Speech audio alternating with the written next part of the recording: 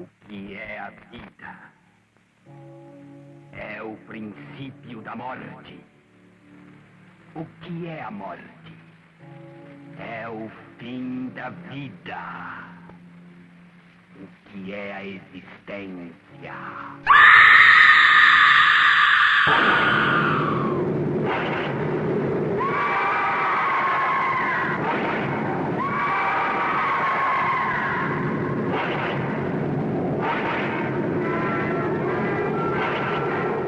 Hey, this is going to be a DVD and Blu-ray update for October 19th. As mentioned in the title, this is the all-horror DVD and Blu-ray update. I realize that's not saying much because most of my DVD and Blu-ray updates are all horror anyhow, but I figure with Halloween just a little over a week away, I might as well go ahead and mention that. Let's get started first with my FYE haul. I went down to FYE, not planning on spending any money.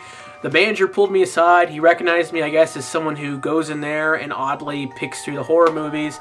And he told me someone came in and basically sold their entire horror collection. At the time, I'd lucked out because not only did he have just tons of stuff I wanted, but if you bought more than 4 used items, you got 40% off your entire purchase. So the most I think I spent was probably $6 or $7 on, one of these titles. This, for instance, was like right around $6. This is the Sleepaway Camp Survival Kit. Now this is a pretty solid set from Anchor Bay back when they were still releasing a lot of horror films. I'd say it's about a decade or so old, but really a great set. And I used to own it, but I had to sell it because I needed money, so it's always been on my wish list. Something I wanted to kind of rebuy if I found it cheap enough, and yeah, I would say I got it cheap enough. Death Will Have Your Eyes.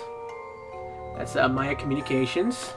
Here we have Season of the Witch, one of the last Romero films I needed to purchase on DVD. We've got 2 from Mondo Macabo, The Killer Must Kill Again, and French Sex Murders. Now before I forget, one interesting thing about these DVDs is the guy who owned them, he must have been writing a book or he must run a website because he took notes on every single release.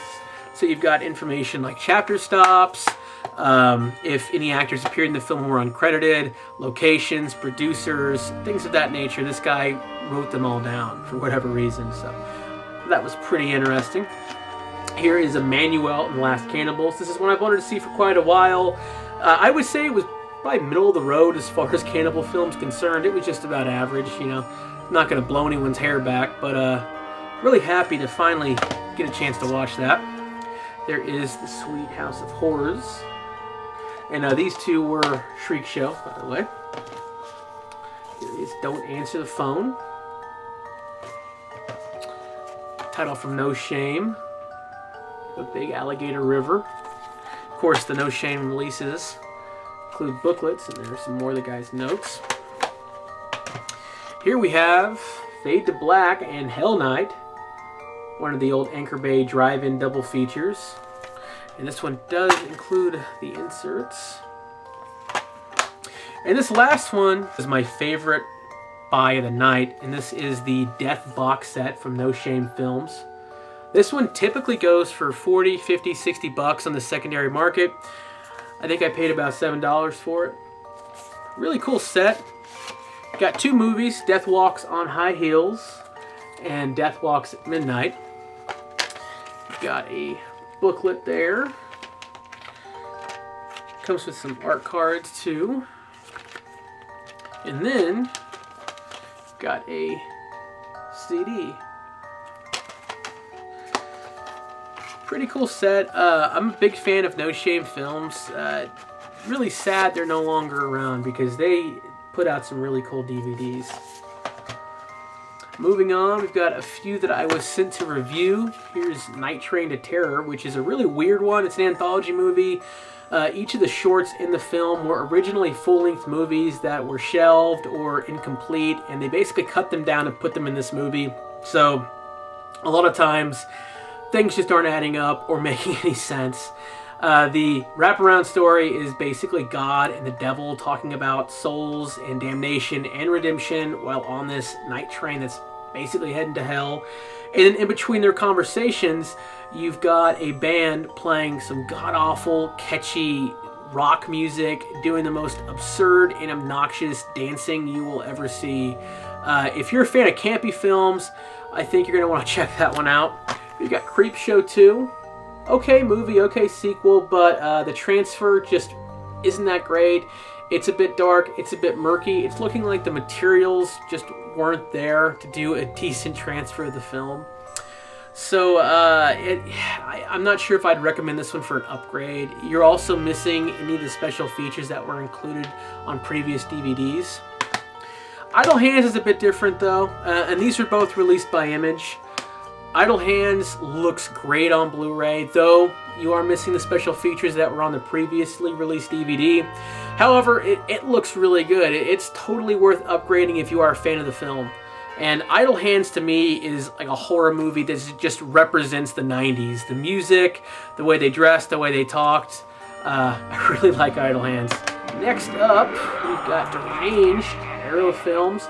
This one looked great, and I'm so happy to finally own a complete version of this film with the whole brain scooping scene that was left out of the previous MGM Midnight Movie DVD release. But yeah, this one's great, man. It's got a cool booklet.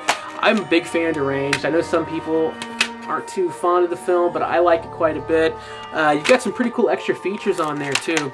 Next up, we have A Nightmare on Elm Street. I've watched A Nightmare on Elm Street. I watched the first disc. It looked great, but the way they label these discs, it's kind of weird because, of course, A Nightmare on Elm Street is disc 1, right? And then you've got disc 2 and disc 3. You got disc 4 right there. And then the last disc, which should be disc 5, is disc 8. So I'm not sure if they were taking it easy that day or maybe somebody was drinking. But yeah, they kind of mucked that one up. At the Meat Market collection. This is from Half Price Books. All Half Price Books should have some of these Sub Rosa DVDs, and they are all just under $3. I'm not sure if I'd ever recommend Meat Market. I bought it for nostalgic reasons. Meat Market was like the first DVD I remember buying that was a direct-to-video zombie film. This is back when zombies still weren't that popular, so to me it's kind of like a nostalgic reason why I picked this one up, but they're not good films. Here we have a Big Lots find. This is a Midnight Movie 4-film set. Pretty cool. And these last three I'm going to show you are from Hastings. These are some Scream Factory finds. My roommate found a coupon that was good at Hastings stores. If you spent $20 in the store, you get $10 off. So each of these ended up being about $11 and some change. A really good deal. The Prince of Darkness looked really good on Blu-ray. It was actually the first time I'd ever seen this one, believe it or not, and I quite enjoyed it. Same goes for Psycho 2. Looked great on Blu-ray. Wasn't the first time seeing it, but it has been probably more than a decade since I'd seen this one. I've never seen Psycho 3. I've heard bad things, but I am kind of tempted to go back to Hastings and pick up Psycho 3. Life Force was the only one I didn't have a chance to watch. I have seen Life Force before. It's not my favorite of Hooper's 80s horror film. I prefer Funhouse, personally.